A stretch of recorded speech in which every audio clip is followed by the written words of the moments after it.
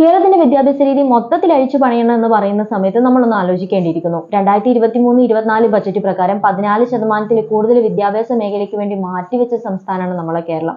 അതുപോലെ തന്നെ കേരളത്തിലെ ഡ്രോപ്പ് ഔട്ട് റേറ്റ് കുറവാണ്. വിദ്യാഭ്യാസം മതിയാക്കി പോകുന്നവരുടെ എണ്ണം വളരെയേറെ കുറവാണ്.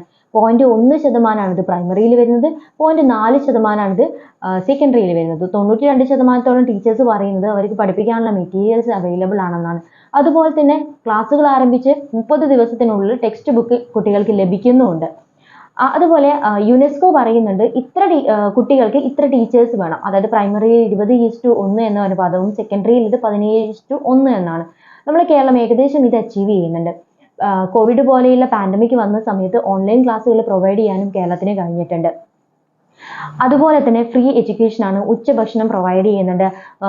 മലയാളം വായന ഇമ്പ്രൂവ് ചെയ്യാൻ വേണ്ടിയിട്ട് വായനാ ചങ്ങാതം, ഇംഗ്ലീഷ് ഡെവലപ്പ് ചെയ്യാൻ വേണ്ടിയിട്ട് ഹെല്ലോ ഇംഗ്ലീഷ്, ഹിന്ദി കുറച്ച് ഇമ്പ്രൂവ് ചെയ്യാൻ വേണ്ടിയിട്ട് സുരീലി ഹിന്ദി, ഗണിതം കുറച്ച് മനോഹരമാക്കാൻ വേണ്ടിയിട്ട് ഉത്സവ ഗണിതം, അതുപോലെ തന്നെ ടീച്ചേഴ്സിന് കുറച്ച് ടെക്നിക്കൽ ആയിട്ടുള്ള കാര്യങ്ങൾ പഠനത്തിൽ ഇമ്പ്രൂവ് ചെയ്യാൻ വേണ്ടിയിട്ട് ഡിജിഫിറ്റ്, അതുപോലെ തന്നെ ഓട്ടിസം വരുന്ന കുട്ടികളുടെ ഓട്ടിസം ഉള്ള കുട്ടികളുടെ ഡെവലപ്മെന്റിന് വേണ്ടിയിട്ട് സോഷ്യൽ ഡെവലപ്മെന്റ്, കമ്മ്യൂണിക്കേഷൻ സ്കിൽസ് ഒക്കെ ഡെവലപ്പ് ചെയ്യാൻ വേണ്ടിയിട്ട് BRC പോലെയുള്ള ഓട്ടിസം സെന്റേഴ്സും കേരളം മുന്നോട്ട് കൊണ്ടുവന്നിട്ടുണ്ട്. അപ്പോൾ കേരളം ഇങ്ങനെയൊക്കെ കാര്യങ്ങളിൽ ഒരുപാട് മുന്നിട്ട് നിൽക്കുന്ന ഒരു സംസ്ഥാനമാണ്.